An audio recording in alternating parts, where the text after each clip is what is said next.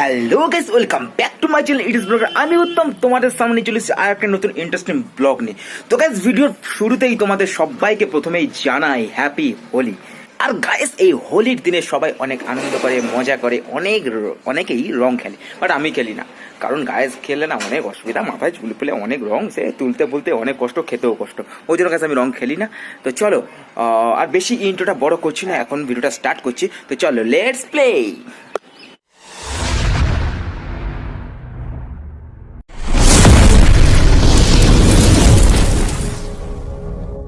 এই হোলির দিনে আমি একটা ছোট্ট দোকান দিয়েছিলাম। এই দেখো গাইস, পেছনের দোকানটা আছে, এখানে রং টং সবকিছু আছে, আবির টাবির সবকিছু আছে, আর এখানে মাস্ক টাক সবকিছু আছে। তো এই হোলির দিনে গ্যাস, হোলির দিন না, আমি 2-3 দিন আগে থেকে দিয়েছিলাম। তো এখানে সবকিছু দেখালাম, দেখো এই যে সব আছে, সব এখানে লাগানো আছে, পিচকারি টিচকারি সব লাগানো আছে, পিচকারি মাস্ক টাক্স আবির টাবির সব। তো মোটামুটি সেল হয়েছে, খুব একটা ভালোও বলবো না, খুব একটা খারাপও বলবো না। তো চলো, এখন দোকান টোকান বন্ধ করে বাড়ির দিকে যাবো। তো চলো বাড়ির দিকে যাই, দিলে কথা হচ্ছে। তো গাইস, হোলির দিন আমাদের পাড়ায় একটা ছোট্ট মহোৎসবের আয়োজন করা হয়, আর সেই দিন আমরা গাইস অনেক আনন্দ করি এই মহোৎসবের দিন। তো চলো, মহোৎসবের একটা ছোট্ট ক্লিপ তোমরা এনজয় করো।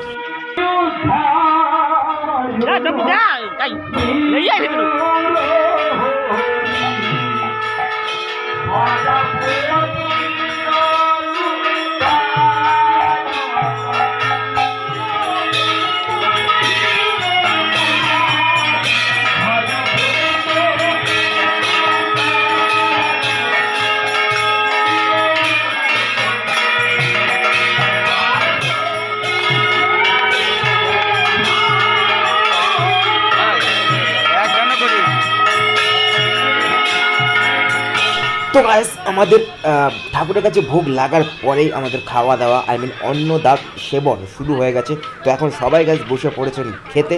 তো চলো, এরপরে আমিও খেয়ে নেবো। তো তাড়াতাড়ি আমরা খেয়ে নিই, দিলে তোমাদের সাথে কথা হচ্ছে।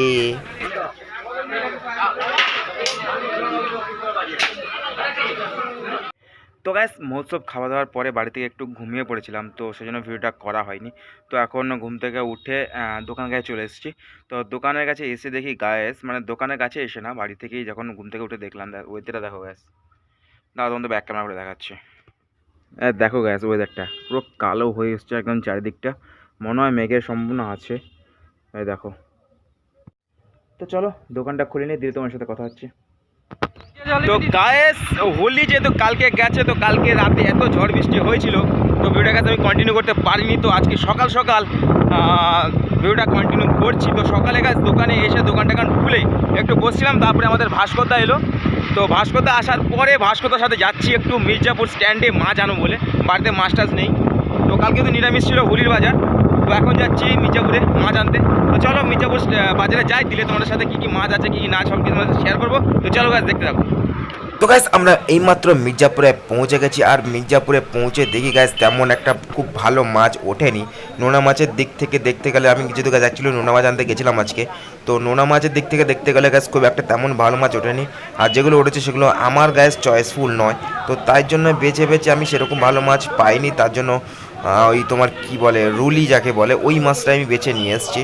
তো গাইস, পুরো সকালটা মাছ কিনতে কিনতে পুরো হাঁপিয়ে গিয়ে অনেক খিদে পেয়ে গেছিলো, তাই জন্য ভাস্করদা আমাকে বললো চল কিছু খাবার খেয়ে। তো আমি বললাম কি খাতে, বললো তো চল, অনেকদিন ধরে পরোটা খাওয়া হয়নি, আজকে পরোটা আর তরকারি খাবো, তার সাথে বেগুনি আর একটা চপ হলে জমেই যাবে, তার সাথে কাঁচা। বললাম চলো, আর দেরি কেন, চটপট করে চলে যাই।